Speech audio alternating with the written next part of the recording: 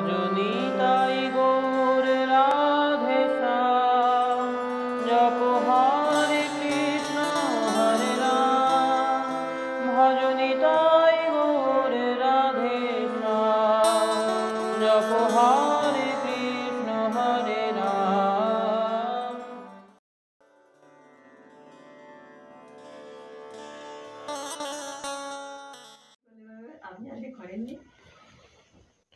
ॐ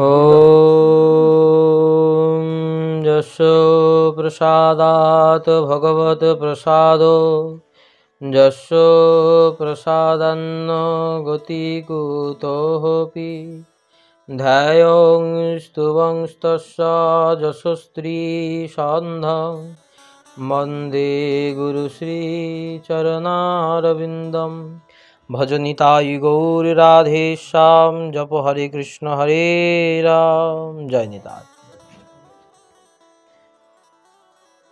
প্রেমভক্তি মহারাজ শ্রীল নরোত্তম দাস ঠাকুর মহাশয় বিরচিত প্রেমভক্তি চন্দ্রিকার গত পর্বের পর আজকে আমরা শ্রী গুরু কৃপায় আস্বাদন করতে রত হয়েছি 22 নম্বর পয়ার। 22 নম্বর পয়ারে শ্রীল ঠাকুর মহাশয় বলছেন, কৃষ্ণ সেবা কামার্পণে ক্রোধ ভক্ত দেশী জনে লোভ সাধু সঙ্গে হরি কথা মোহ ইষ্ট লাভ বিনে মদ কৃষ্ণ গুণগানে নিযুক্ত করিব যথা তথা। শ্রীল নরোত্তম দাস ঠাকুর গত পর্বের পয়ারে বলেছেন, আনন্দ করি হৃদয় রিপু করি পরাজয় অনায়াসে গোবিন্দ ভজিব। হে কলির জি, আনন্দ করো আনন্দ করো আনন্দ করো, দুঃখ পেও না। কেন জানো? এই ষড়রিপুকে অতি সহজে দমন করতে পারবে, এ তোমাকে কষ্ট দেবে না। রিপু করি পরাজয় অনায়াসে গোবিন্দ ভজিব, খুব তাড়াতাড়ি গোবিন্দ ভজন করতে পারবে, কোনো কষ্ট হবে না। তা জীবগণ জিজ্ঞাসা করলেন, ঠাকুর মহাশয় তাহলে কিভাবে আমরা এই ষড়রিপুকে জয় করতে পারবো? তখন শ্রীল ঠাকুর মহাশয় এই ত্রিপদীতে বললেন, এই কৃষ্ণ সেবায় নিযুক্ত করার যথাযোগ্য স্থানগুলি বলছি শোনো।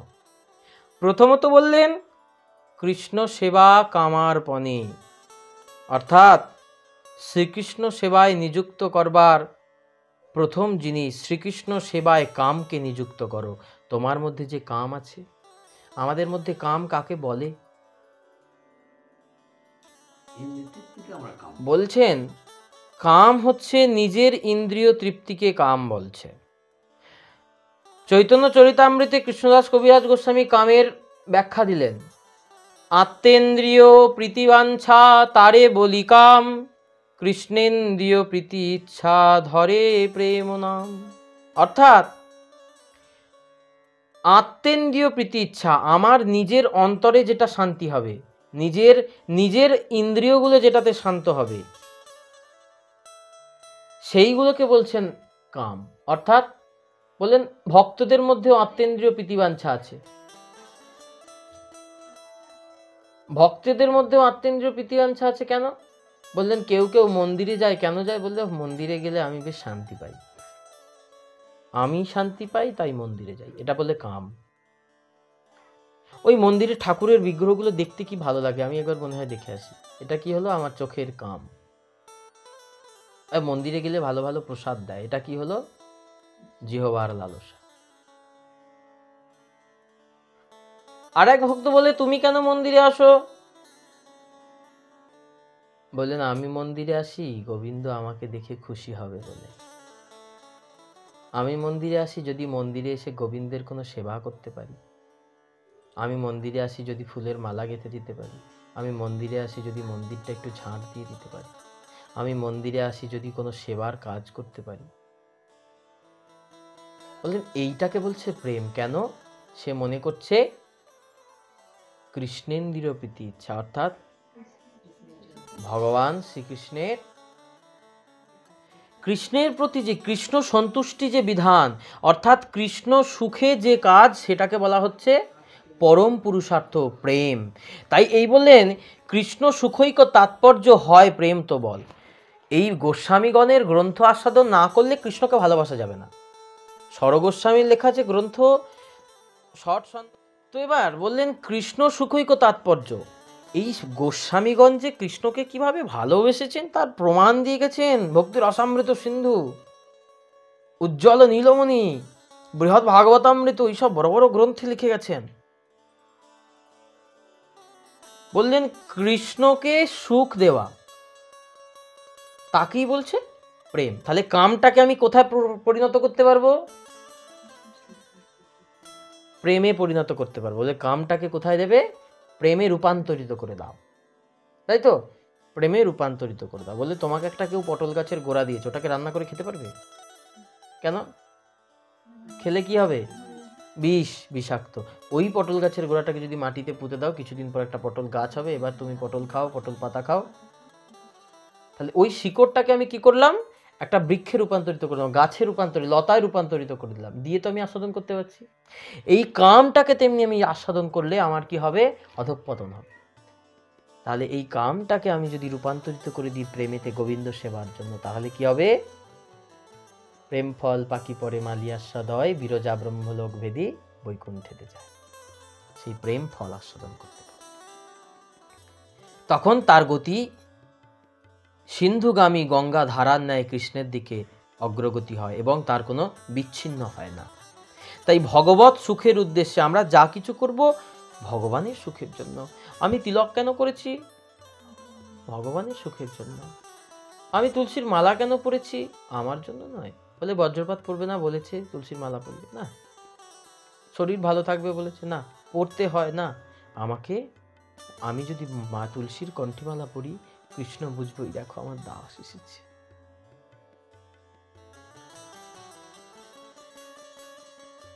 এটা হচ্ছে কৃষ্ণ সুখৈক তাৎপর্য, কৃষ্ণের সুখের জন্য। তাই শ্রীকৃষ্ণের সুখের প্রতি যাদের চিন্তা, তারা নরক যন্ত্রণাও তাদের কাছে মনে হয় না। কি হয়েছিল ব্রজগোপীদের কাছে যখন চরণ ধুলি চাইতে গেছিল? কি বলেছিল ব্রজগোপীরা? নারদ ঋষি যখন বললো তোমাদের চরণ ধুলা লাগবে, ভগবানের মাথায় দিতে হবে, ব্রজগোপীরা বললেন যে আমার চরণের ধুলো নেই, আমি লাগিয়ে দিচ্ছি। তাহলে তারা নরকের ভয় ছিল না? নারদ ঋষি বললেন হ্যাঁ গো, তোমাদের নরকে যেতে হবে। বললেন নরকে যেতে হয়, যাব, তবু কৃষ্ণ তো আমাদের ভালো থাকবে। কৃষ্ণকে ভালো রেখে যদি আমাদের নরকে গিয়েও ঠাঁই হয়। কিন্তু রুক্মিণী সত্যভামা দিতে পারেনি। কেন? তারা ভেবেছিল কৃষ্ণ ঐশ্বর্যপূর্ণ ভগবান, তার মধ্যে ঐশ্বর্য আছে। ব্রজগোপীরা কৃষ্ণকে ভগবান ভাবলে পারত দিতে? তারা ভেবেছিল কি আমাদের প্রাণনাথ। স্ত্রী যেমন ভাবে কি আমার যা হবে হোক, যেন আমার স্বামী সন্তান ভালো থাকে, ঠিক তেমনি এই প্রিয়া যদি মান করি করয়ে ভৎসন, বেদস্তুতি হইতে তাহা হয় মন মন। প্রিয়া যদি মান করে দুটো গালাগালিও করে, কৃষ্ণ বলছেন সেটা আমার কাছে বেদ মন্ত্র। রাধারানী তুমি যদি মান করে আমায় গালাগালিও দাও, সেটা হবে কি আমার কাছে বেদ মন্ত্র। এইটাকে বলছেন ভালোবাসার গাঢ়তা। শ্রীকৃষ্ণ উদ্ধবের প্রতি বলছেন, শোনো উদ্ধব, মদর্থে ধর্ম কামার্থা নাচরণ মদপাশ্রয় লভতে নিশ্চলাং ভক্তিং মযুদ্ধাব সনাতনে। হে উদ্ধব, আমার চরণে যে ব্যক্তি আশ্রয় নিয়েছে তার একমাত্র করণীয় কাজ হচ্ছে আমার সুখের জন্য সে সমস্ত কিছু করবে। মদর্থে ধর্ম কামার্থ আচরণ, আমার জন্য সে ধর্ম আচরণ করবে। তাহলে কি হবে? লভতে নিশ্চলাং ভক্তিং মযুদ্ধাব সনাতনে, তাহলে সে আমার চরণে নিশ্চলা ভক্তি লাভ করবে। শোনো উদ্ধব, ভগবান নারদকে বলছেন, শোনো নারদ, মত কাম শনৈকঃ সাধু সর্বান মুঞ্চতি রিচ্ছয়ান। আমার কামনা বুকে লইয়া সাধুগণ নিখিল কামনা বিসর্জন দিয়ে থাকেন। সাধুগণ শুধুমাত্র কৃষ্ণ প্রাপ্তি চাই, আমার কৃষ্ণকে চাই, কৃষ্ণকে এই হৃদয় মাঝে আমার চাই। এই কামনার জন্য জগতের যা কামনা বাসনা সব তুচ্ছ করে দেয়। দিয়েছে তো। রূপ সনাতন কি করেছে? রঘুনাথ দাস গোস্বামী কি করেছে? এদের বৈরাগ্যের কথা আমরা শুনেছি তো। রঘুনাথ দাস গোস্বামীর 20 লক্ষ টাকার জমিদারি, ইন্দ্রসম ঐশ্বর্য, অপ্সরাসম স্ত্রী।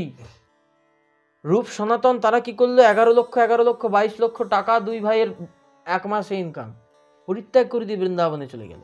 নরোত্তম দাস ঠাকুর, যার প্রেমভক্তি চন্দ্রিকা পড়ছি, রাজার ছেলে, জমিদারের ছেলে, রাজার ছেলে উনি। তাহলে সেই নরোত্তম দাস ঠাকুর রাজার একমাত্র ছেলে, তিনি সবকিছু ছেড়ে দিয়ে ন্যাড়া মাথা ছেঁড়া কাঁথা নিয়ে বৃন্দাবনে কি সুখে পড়েছিলেন, কি সুখের জন্য পড়েছিলেন তিনি। তাই অন্য কোনো কামনা শূন্য হয়ে শুধুমাত্র কৃষ্ণ প্রীত, কৃষ্ণ সন্তুষ্টি হয়, কৃষ্ণ ভালো থাকে, সেই কামনায় হৃদয় পূর্ণ যার, তাকেই বলা হয় প্রেমিক ভক্ত।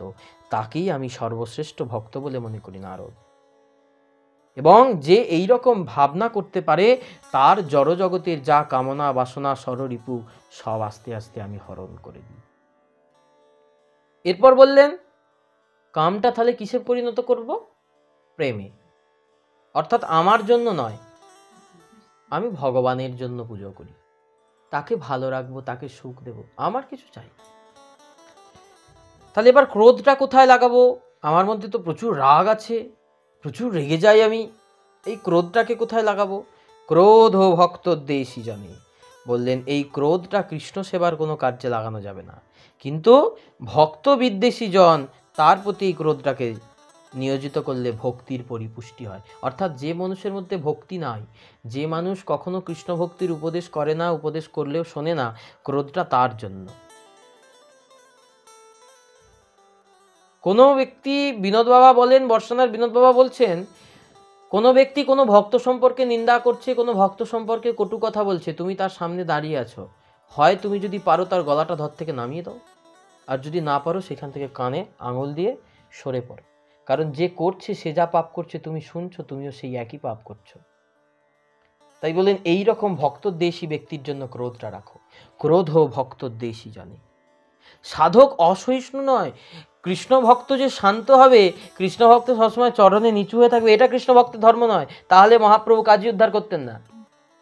কাজী যখন খোলকরতাল ভেঙে দিয়ে গেল, হরিনাম বন্ধ করতে বললো, মহাপ্রভু যদি বসে থাকতেন, মহাপ্রভু যে কাজী ভেঙেছে আমরা আবার করব, মহাপ্রভু বলেন কাজীকে দমন করতে হবে, চলো সবাই মিলে। মহাপ্রভু তখন গর্জে উঠেছিলেন, কাজীর এর বিরুদ্ধে আন্দোলন করেছিলেন। চাপাল গোপাল যখন শিবাসের অঙ্গনে মদ্যভাণ্ড সিঁদুর আদি এইসব পাঠার মাথা এইসব রেখে গেল, তখন কি করলো? যে এখানে বৈষ্ণব অপরাধীর কোনো ক্ষমা নেই, বৈষ্ণব অপরাধীর কোনো ক্ষমা নেই, অভিশাপ দিলেন বৈষ্ণব অপরাধ যে করেছে 3 দিনের মধ্যে তার গলিত কুষ্ঠ পোকা ব্যাধি হবে। মহাপ্রভু কিন্তু অহিংস ছিলেন না। তিনি কাকে প্রেম দিয়েছেন? যে ভক্ত। কিন্তু মহাপ্রভু যে ভক্ত দেশী জন, যে ভক্তের প্রতি অত্যাচার করেছে, তাকে কি করেছেন? তাহলে বলেন কৃষ্ণ ভক্ত মানি আমি কিছু বলবো না, ন্যায়ের জন্য তুমি সর্বদা সরব হবে। যেখানে ন্যায় সেখানে তুমি অন্যায়ের বিরুদ্ধে তুমি কথা বলবে, এতে কোনো পাপ হয় না। গীতাতে অর্জুনকে বলেছেন তুমি ধর্মযুদ্ধ করো অর্জুন, তুমি ধর্মের জন্য যুদ্ধ করছো, কোনো অধর্ম করছো না। তোমার সামনে যারা দাঁড়িয়ে আছে তারা সবাই অধর্মকে আশ্রয় করে দাঁড়িয়ে আছে, চাহে যে যত বড় মানুষ হোক, সবাই অধর্মকে আশ্রয় করে। তাই তাদের বিরুদ্ধে তুমি তীর তুলবে। তুমি কোনো সাধারণ আম আদমিকে মারছো না, কোনো অবলা মানুষকে মারছো না। দক্ষ প্রজাপতির যজ্ঞে মহাদেবের নামে যখন দক্ষ প্রজাপতি নিন্দা করেছিলেন তো, শ্মশানে ছাই মেখে বসে থাকেন, নিন্দা করলেন, সতীদেবী ক্রুদ্ধ হয়েছিলেন। কেন দরকার ছিল ক্রুদ্ধ হওয়ার? চুপচাপ বলেছে শুনেছি বাড়ি চলে আসি, তাই তো করতে পারতেন, কেন করেননি? তিনি বললেন শোনো জীব, কর্ণৌ পিধায় নির্যাদ কল্পে ঈশে ধর্ম বিতর্য শ্রীনিভির নিভৃত সমানে ছিন্দাত প্রহস্য রুষতিম শতাং প্রভুশ্চেদ জিহবাম শুনোপি তত বিসৃজ্যেত সধর্মঃ। কোনো নিন্দুক ব্যক্তি, কোনো ধর্মরক্ষক, কোনো সাধু কৃষ্ণ ভক্তের বৈষ্ণবের যদি নিন্দা কীর্তন করে, আর সেটা শুনে যদি তাহাকে কেউ মারতে সমর্থ না হয়, তাহলে কান দুটো চেপে দিয়ে সে সেখান থেকে চলে যাক, তাতে তার মঙ্গল। আর যদি সে সেটাকে শ্রবণ করে বা সেই কথায় সায় দেয়, তাহলে তার বলপূর্বক জিহবা ছেদন করো, তার জীব কেটে নাও, কেন সে বৈষ্ণব নিন্দা করেছে। তার বেঁচে থাকার কোনো অধিকার নেই। মা সতীর কথা, এটা আমার কথা নয়। খুব সাবধান, বৈষ্ণব নিন্দা, কৃষ্ণ ভক্তের নিন্দা কখনো করবে না। বৈষ্ণবগণের পক্ষে ভজনোপযোগী দেহত্যাগ অনুচিত বলিয়া বৈষ্ণবগণ কি করছেন? বৈষ্ণবগণ এই ভজন উপযোগী দেহটা পেয়েছেন, এটাকে তো ত্যাগ করে দিতে পারবেন না। তাহলে কি করবেন? কানে চাপা দিয়ে সরে পড়ো সেই জায়গা থেকে, শোনো না। যদি তোমার ভজনের পরিপুষ্টি চাও, যখন কেউ এটা করবে তখন বোঝা গেল বৈষ্ণবগণ তার ভজনটাকে পরিপুষ্ট করেছেন, তার মধ্যে ভক্তিটা পরিপুষ্ট হয়েছে। কেন? তিনি সঠিক জায়গায় সঠিকটা করেছেন। ক্রোধ ও ভক্তদ্বেষী জানে। তার কাছে কোনোদিন যাব না। তাহলে রাগটা কার উদ্দেশ্যে রাখো? যিনি ভক্ত নিন্দা করেন, সাধু নিন্দা করেন, ভগবত নিন্দা করেন, ভগবত বিমুখী জনের। তারপর বললেন লোভ সাধু সঙ্গে হরিকথা, অর্থাৎ আমার লোভটা কিসে? ও দোতলা বাড়ি করেছে, আমাকেও করতে হবে। ওই বছর জমিতে কাটায় 6টা করে আলু ফলিয়েছে, আমাকেও ফলাতে হবে পরের বছর। না, এটা লোভ নয়। বলে লোভ লালসা জীবের মহা অনিষ্টকারী। এই রোগ যার আছে তার জীবনে কখনো সুখ হবে না। কারণ আমরা লোভের বশবর্তী হই, কি করি? দুঃখ পাই। রোগের মূল হেতু, এই সংসার রোগের মূল হেতু। আর এই লোভ থেকে মুক্ত পেতে কি করতে হবে? সাধু সঙ্গে হরিকথা শ্রবণ করতে হবে। বারবার বলছেন সাধু সঙ্গে হরিকথা শ্রবণ করো, অনায়াসে তুমি এই লোভকে জয় করতে পারবে। কেন? বললেন যখন দেখবে কৃষ্ণ ভক্তের লোভ কোথায় থাকে গো? কোথায় কীর্তন হচ্ছে, কোথায় একটু গেলে আমি একটু ভগবানের কথা শুনতে পারবো। আর সংসারী লোকের কোথায় লোভ? কোথায় গেলে আমি একটু সংসারী কথা হবে, টাকা পয়সার কথা হবে, কোথাও গেলে কারোর কথা হবে, এইগুলো। বললেন কৃষ্ণ ভক্তের কিন্তু এইগুলোর প্রতি লোভ নেই। কৃষ্ণ ভক্ত এইগুলো যেদিকে, ও যায় না সেদিকে, উল্টো দিকে যায়। কোথায় হরিনাম হচ্ছে, কোথায় ভগবানের নাম হচ্ছে, কৃষ্ণ ভক্ত ঠিক জানে। তাই বললেন তমেব নিত্যং শ্রীনুয়াদ ভীক্ষ্ণ কৃষ্ণ হমলা ভক্তিম অভিপ্সাম। ভাগবতে বলেছেন কোনো মহৎ ব্যক্তি, কোনো মহৎ কৃষ্ণ ভক্তের মুখে শ্রীকৃষ্ণের যশগাথা শ্রবণ করলেই কৃষ্ণের প্রতি প্রেমভক্তি হয়। এছাড়া অন্য কোনো উপায়ে কৃষ্ণের প্রেমভক্তি পাওয়া যায় না। কোনো মহতের মুখেই তোমাকে কৃষ্ণ কথা শুনে প্রেমভক্তি লাভ করতে হবে। কারণ এই সংসার ধর্ম তুমি যে পালন করছো, এ কেবলমাত্র কিসের ধর্ম? হস্তি স্নানের মতো। হস্তি স্নান, হাতি চান করে উঠে এলো, উঠে এসে কি করলো? যা ধুলো ছিল সুর করে নিয়ে গায়ে মেখে ফেললো। তাহলে স্নান করার কি দরকার হলো হস্তি? তেমনি সংসারে জীব আমরা কর্ম করছি, কর্ম করে আবার সংসারে নিমজ্জিত। ওই যে ভোগ বাড়ির পরের দিন মাংসের ঝোল ভাত খাইয়ে কুটুম্ব বিদায়। বললেন সারা বছর রোজগার করে যে মহোৎসব দিলাম, তার পরের দিন ওই আমিষ ভক্ষণ করিয়ে সমস্ত লোকজনকে নিমন্ত্রণ করে খাইয়ে যা করেছিলাম সব রসাতলে পাঠিয়ে দিলাম। এইগুলো সংসার ধর্মের নাশ হয়ে যায়। দেবর্ষি নারদ প্রাচীন বড়ি রাজাকে বলছিলেন তস্মিন মহন মুখ রীতা মধুভিত চরিত্র পীযুষ শেষ সরিতঃ পরিতঃ স্রবন্তি তাজে পিবন্ত বিতৃষ নিপ গাঢ় কর্ণস্তান্ন স্পৃশন্ত সনত্রীর ভয়শোক মহা। হে রাজন, কেহ কেউ মনে করেন সাধু সঙ্গ ব্যতীত স্বয়ংই হরিকথা চিন্তনাদির দ্বারা ভগবানের প্রেম ভক্তির উদয় থাকে। কেউ কেউ মনে করেন আমার সাধু সঙ্গ করার লাগবে না, আমি গীতা, ভাগবত, প্রেম ভক্তি, চন্দ্রিকা, চৈতন্য চরিতামৃত বাড়িতে কিনে বসে বসে পড়বো, তাহলেই আমার প্রেম ভক্তি হয়ে যাবে। যিনি এই কথা মনে করেন, শোনো রাজা, তিনি মূর্খ, তিনি বোকা। কারণ হরি কথামৃত ব্যতীত কথা প্রসঙ্গ যাহাতে নাই এতাদৃশ হরিকথা রূপ। সাধু সমাজে সাধুর মুখ থেকে যতক্ষণ না বাহির হচ্ছে ততক্ষণ সেটা ফলদায়ী নয়। কারণ পাখি যতক্ষণ না বটবীজ খাবে আর সেই মল দিয়ে পড়বে, পাখির মলের সাথে বটের বীজ ইটগাদাতেই পড়ুক আর ছাদেই পড়ুক, বটগাছ সেখানে হবেই। কিন্তু বটগাছের তলায় অসংখ্য ফল পড়ে আছে, একটাও গাছ হয়? সেই সাধুরূপী পক্ষীর মুখ দিয়ে তোমাকে শুনতে হবে, তবে তোমার হবে। তাই সেই সাধুর কাছে বসে, সাধুর চরণ প্রান্তে বসে যিনি শ্রদ্ধাযুক্ত চিত্তে অহংকার শূন্য হয়ে, লোভ লালসা শূন্য হয়ে হরিকথা সুধা পান করেন, তার ক্ষুধা, পিপাসা, ভয়, শোক, মোহ তাকে স্পর্শ করতে পারে না। কেন করতে পারে না? ওই যে বললেন একাকী আমার নাহি পায় বলো হরিনাম সংকীর্তনে। আমার একাকী হরিনাম সংকীর্তনে বল হয় না। তুমি কৃপা করি শ্রদ্ধা বিন্দু দিয়া দেহ কৃষ্ণ প্রেম ধানে। ও বৈষ্ণব ঠাকুর, তুমি কৃপা করি আমাকে একটু শ্রদ্ধা বিন্দু দাও, ভক্তি বিন্দু দাও, দিয়ে কি করবে? আমাকে কৃষ্ণ প্রেম ধন দাও। কৃষ্ণ সে তোমার, তুমি কৃষ্ণ দিতে পারো, তোমারও শক্তি আছে। আমি তো কাঙাল, কৃষ্ণ কৃষ্ণ বলিয়ে ধাই তব কাছে কাছে।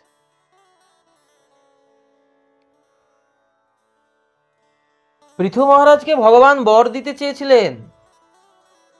পৃথু মহারাজ ভগবানকে বললেন প্রভু আমার কোনো বর চাই না, যদি বর দিতে হয় তুমি আমাকে অযুত সংখ্যক কান দাও। হ্যাঁ, অযুত সংখ্যক কান, 1,00,000। বললেন হ্যাঁ, আমার এত কান চাই। বললেন এই এত কান দিয়ে কি করবে তুমি? আমাদের 2টো কান দিয়েছে, তাতেই আমাদের কত জ্বালা। অযুত সংখ্যক কান নিয়ে ঘুরবে কি করে? বলেন এই অযুত সংখ্যক কান দিয়ে আমি তোমার কথা শুনবো। আমার 2টো কানে তোমার লীলা, এত মহৎ তোমার লীলা, এত বিস্তার আমি শুনে শান্তি পাই না। আমি অযুত সংখ্যক কান দিয়ে তোমার কথা শুনবো।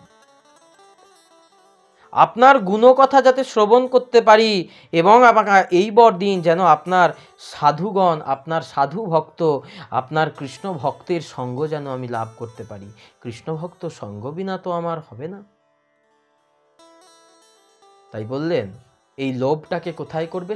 লোভ সাধু সঙ্গে হরিকথা। শুধু হরিকথা বলেনি কিন্তু, বারবার বলছেন হরিকথাটা কোথায় হবে? বলেছেন ভাগবত পরগিয়া বৈষ্ণবের স্থানে। কার কাছে ভাগবত পড়বে? বৈষ্ণবের কাছে ভাগবত না পড়লে বুঝতে পারবে না, আর যিনি শুনবেন তাকেও বৈষ্ণবের হতে হবে। বৈষ্ণবের। তারপর বললেন মোহ ইষ্ট লাভ বিনে। এই মোহটাকে কোথায় লাগাবো গো? বলছেন মোহটাকে লাগাও ইষ্ট লাভ। কোথায় লাগাবে? ইষ্ট চরণে। আমার ইষ্টকে নিতাই গৌর রাধেশ্যাম। তাহলে আমার ইষ্ট চরণে আমার মোহ থাকবে। আমি যতক্ষণ না পর্যন্ত আমি ইষ্টচরণ লাভ করতে পারছি, ততক্ষণ পর্যন্ত আমার শান্তি থাকবে না। ওই যে মোহ, মানুষ মোহ কখন পড়ে মোহ? ওই যে পুরঞ্জনের কি হয়েছিল? স্ত্রীর মোহে পড়েছিল। স্ত্রীর মোহে পড়ে গেছিল পুরঞ্জন। সারাদিন স্ত্রী ঘুরবে, রোদে কালো হয়ে যাবে, পিছনে ছাতা নিয়ে ঘুরছে। স্ত্রী হাঁটবে, পায়ে যদি দাগ লেগে যায়, কাদা লেগে যায়, তার জন্য কোলে করে নিয়ে স্ত্রীকে নিয়ে যাচ্ছে। এতটাই মোহ স্ত্রীর প্রতি। ঠিক তেমনি আমার কত মোহ, যে কোনো জিনিস পাওয়ার প্রতি কত আকৃষ্টতা। রূপ সনাতন, রঘুনাথ এরা স্বরগোস্বামীগণ মহাপ্রভুর সাথে ছিলেন, মহাপ্রভুর খুব কাছাকাছি হৃদয়ের লোক ছিলেন, তাতেও তাদের মধ্যে কত উৎকণ্ঠা বলতো কৃষ্ণকে পাওয়ার জন্য। হা কৃষ্ণ, হা গৌরাঙ্গ, তাদেরকে সেই কৃষ্ণ চরণে সেবা লাভ করার জন্য। হরি হরি কবে মোর হইবে সুদিন, সংসার ত্যাগিয়া আমি বৃন্দাবনে গিয়া রাধা কৃষ্ণ ভজিব হইয়া সুদিন। কবে আমার সেই দিন হবে, আমি সংসার ত্যাগ করে রাধা কৃষ্ণ ভজিব বৃন্দাবনে গিয়ে। নরোত্তম দাস ঠাকুর বলেছেন আর কবে কৃষ্ণের বাঁশি শুনিব। কেন? তারা তো মহাপ্রভুর পার্ষদ, নিত্যসিদ্ধ পার্ষদ। তারা কেন বললেন এই কথাগুলো? বললেন উৎকণ্ঠা। বললেন এই মোহ, এই উৎকণ্ঠাটা কৃষ্ণ চরণ প্রাপ্তির জন্য লাগাও। প্রভু এতদিন তোমার ভজন করছি, তোমার কি কৃপা হবে না? আমি কি তোমার প্রেমময়ী সেবা লাভ করতে পারবো না? নিজ মনে সিদ্ধ দেহ করিয়া ধারণ, মানসে রাধাকৃষ্ণ করিবে সেবন। আমি কি পারবো না? এই বোধটা যেদিন জাগবে, এই ভাবটা যেদিন জাগবে, যেদিন ইষ্টচরণ পাওয়ার জন্য খুব উৎকণ্ঠা হবে, সেদিন আমার মোহটা ইষ্টচরণে লাগবে। বলেন এই মোহটাকে ইষ্টবস্তুতে লাগাও। ইষ্টবস্তু লাভ করার জন্য মোহ করো। তারপর বললেন মদ কৃষ্ণ গুণগানে। মদ মানে অহংকার, এইটাই শেষ। মদ মানে অহংকার। তাহলে এই মদ অহংকারটা কোথায় লাগাতে বললেন?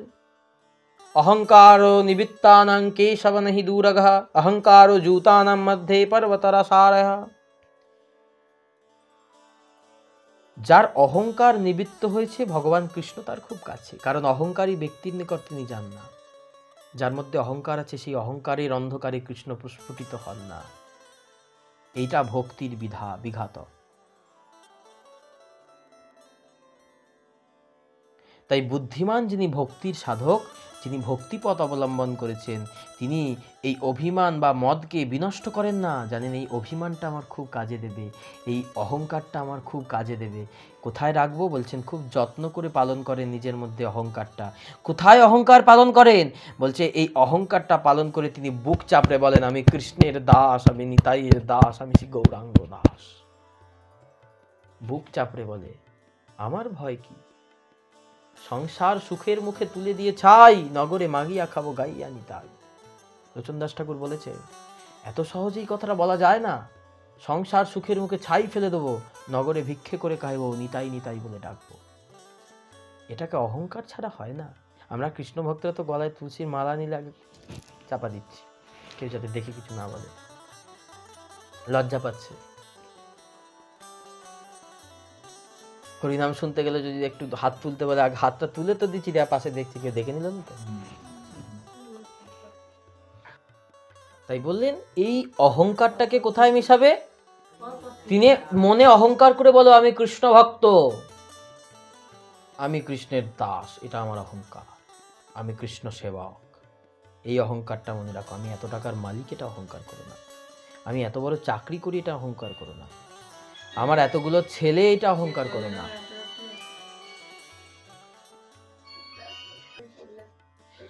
তাই বললেন শ্রীকৃষ্ণ গুণগানে প্রমত্ত হয়ে ভক্ত অচিরায় প্রেম সিদ্ধি লাভ করেন।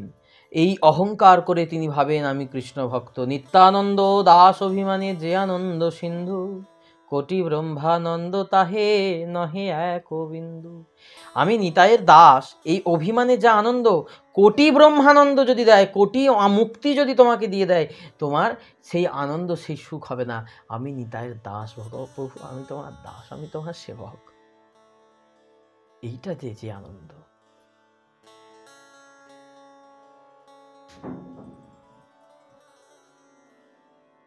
ভক্তি সাধনের মহা অন্তরায় যে এই রিপুগুলোকে নিযুক্ত করতে হবে ভগবৎ ভক্তজনের স্থানে স্থানে।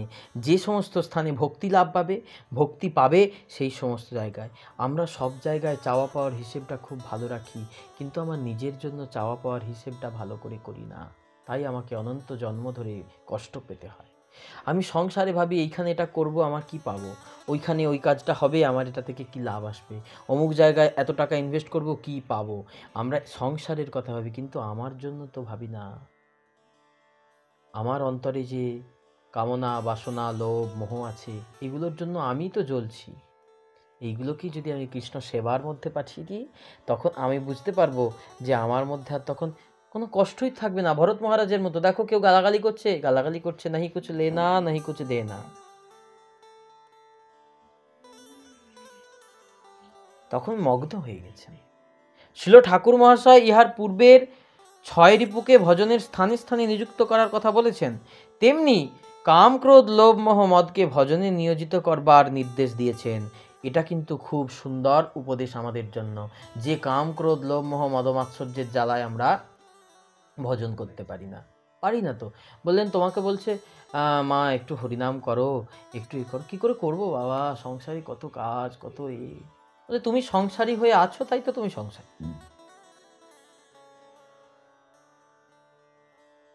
এক্ষুনি যদি তোমার ঠ্যাং ভেঙে যায়, কোমর ভেঙে যায়, তোমার সংসার কি করে চলবে?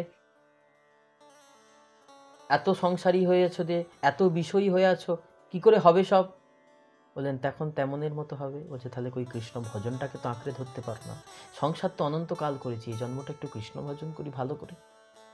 যখন জেনেছি কৃষ্ণ ভজনই জীবনের সার, না জানলে ঠিক ছিল, যখন জেনেছি কিন্তু মনে হলো না।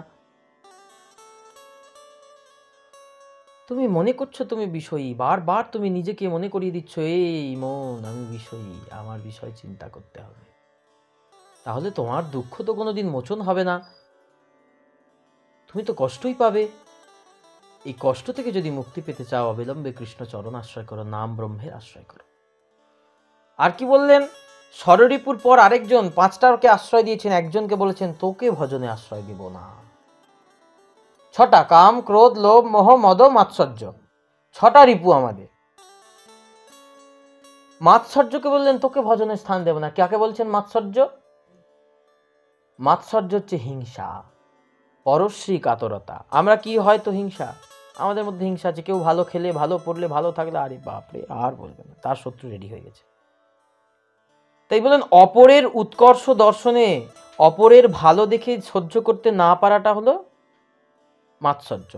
আমার মনে তো ভালো লাগছে না, ও সুখে আছে, শান্তিতে আছে, আমি তো সুখে থাকতে পারছি না। তাই ঠাকুর মশাই বলেন এইটা ভজনের কোথাও কাজে লাগে না। বলেন ও ভজন করে নিচ্ছে, আমি ভজন করতে পারছি না, এই বোধটা থাকা ভালো, এটা অনুতাপ থাকা উচিত। কিন্তু ও করছে, আমি করতে পারছি না, তাহলে ওর ভজনটা আমি নষ্ট করব, ওকে আমি ভজনের পথ থেকে টেনে নামাবো, এই যে মাৎসর্য, এইটা ভজনের স্থান পাবে না, কারণ এর জন্য তুমি রসাতলে যাও। ঠাকুর মহাশয় মাৎসর্যের বেলায় নীরব হয়েছেন, তাই বলছেন এই মাৎসর্য রিপুটিকে বিনাশ যদি না করতে পারো, এই হিংসাটাকে মনের মধ্য থেকে যদি সরিয়ে ফেলতে না পারো, তাহলে ভগবত ভজন কোনো মতেই হবে না, তুমি সদ্গুণের অধিকারী হবেই না। কেননা শ্রীমদ্ ভাগবতের শুরুতেই বলেছেন নিঃস্মর সদানাং সুতাম, অর্থাৎ কারোর মনে যদি মাৎসর্যের আভাসও পায়, মাৎসর্য নয় আভাস একটু হয়েছে, তাহলে তিনি ভক্তির অধিকারী নন, তাকে ভাগবতে নিমন্ত্রণ দেয়নি। ভাগবত শোনার জন্য কাকে নিমন্ত্রণ দিয়েছেন? যিনি মাৎসর্য রহিত, যিনি হিংসাকে দূরে করতে পারবেন। তাই এই হিংসাকে দূরীভূত করার একমাত্র উপায় হচ্ছে আমার মহাপ্রভুর প্রচলিত কথা, কিবা বিপ্র কিবা ন্যাসী শূদ্র কেনে নয়, যেই কৃষ্ণ তত্ত্ববেত্তা সেই গুরু হয়। আমরা সবাই আমাদের একটাই পরিচয়, আমরা কি? কৃষ্ণের নিত্য দাস। তাহলে তুমিও দাস, আমিও দাস, ও দাস, সেও দাস, তাহলে কি হলো? আমাদের মধ্যে আর হিংসা নেই। কে তুমি বড়লোক, কে তুমি টাকার মালিক, কে তুমি কোথাকার, আমি দাস, তুমিও দাস। এই জিনিসটা যখন আসবে, সকলে কৃষ্ণ ভক্ত। কৃষ্ণ ভক্ত দেখা মাত্রই প্রণাম করার বিধি আছে, কৃষ্ণ ভক্ত দেখা মাত্রই জয় নিতাই, জয় গৌর, এসব ধ্বনি দেওয়ার ব্যাপার আছে। তখন এইগুলো করলে কি হবে? আস্তে আস্তে ওই হিংসা বোধটা, মাৎসর্য বোধটা তোমার মধ্যে থেকে চলে যাবে। তখন সকলেই তুমি ভালো রাখবে, সকলকে সাথেই তুমি ভালো ব্যবহার করবে। মহাপ্রভু বললেন জীবে সম্মান দিবে জানি কৃষ্ণ অধিষ্ঠান, প্রত্যেক জীবকে সম্মান করবে, কেউ তোমার কাছে ছোট নয়। যে তোমার বাড়িতে কাজ করছে সেও যেমন, তোমার বাড়ির ছেলেও তেমন, তোমার কুটুম আত্মীয়ও তেমন, তোমার পাড়ার লোকও তেমন। কেন? জীবে সম্মান দিবে জানি কৃষ্ণ অধিষ্ঠান, জীবের মধ্যে কার বাস? কৃষ্ণের। তাহলে আমরা যদি বিশ্বাস করি আমাদের মধ্যে কৃষ্ণ থাকে, তাহলে আমরা কি করে মানুষের প্রতি হিংসা করব? তাহলে আমি কৃষ্ণের প্রতি হিংসা করছি। এই জন্য মহাপ্রভু বললেন জীবে সম্মান দিবে জানি কৃষ্ণ অধিষ্ঠান, জীবকে প্রত্যেককে সম্মান দেবে। আপনি অমানি হয়ে মানদ, যে উত্তম হইয়া আপনাকে মানেহীন। পিএইচডি পাস করা লোক বলছে আরে আমি আর কি জানি, আমি তো মূর্খ মানুষ, আমি অত পড়াশোনা কি জানি। তিনি পিএইচডি করা মানুষ, তিনি বলছেন আমি কি বলছেন যিনি উত্তম হইয়া আপনাকে মানেহীন, অর্থাৎ যিনি শ্রেষ্ঠ, উত্তম, সব থেকে ভালো, তিনি নিজেকে মনে করছেন না আমার এসব কিছু নয়, এগুলো। এই ভাবটা আমাদের অবলম্বন করতে হবে। কি হবে আমার এত কিছু, কি আছে আমার? আসল সার তো আমার গৌরচরণ, আমার নিতাই চরণ। তাই এইটা যখন বুঝতে পারবেন, তখন তোমার মধ্যে থেকে মাৎসর্য, হিংসা বোধটা সত্যিই চলে যাবে। তাই নরোত্তম দাস ঠাকুর বললেন এই সমস্ত ষড়রিপুকে তুমি নিজের নিজের জায়গায় ভজনে কাজে লাগাও, কিন্তু মাৎসর্যটাকে লাগিও না, মাৎসর্যটাকে সম্পূর্ণ বিসর্জন দিয়ে দাও। হিংসাকে কখনো পুষে রেখো না। হিংসার থেকেই ক্রোধের জন্ম, ক্রোধ থেকেই কাম, লোভ, মোহ, মদ, মাৎসর্য এসে যাচ্ছে। তাই ঠাকুর মহাশয় ষড়রিপুকে জয় করার একটা উত্তম প্রস্তাব, উত্তম উপায় আমাদের জন্য বললেন, হে কলির জীব, আর কোনো চিন্তা নেই, অনায়াসে গোবিন্দ ভজ। এইভাবে যদি তোমরা ষড়রিপুকে 6টা জায়গায় নিয়োজিত করে দিতে পারো। জয় নিতাই, জয় গুরু নিতাই, গৌর রাধে শ্যাম, জয় হরে কৃষ্ণ হরে রাম।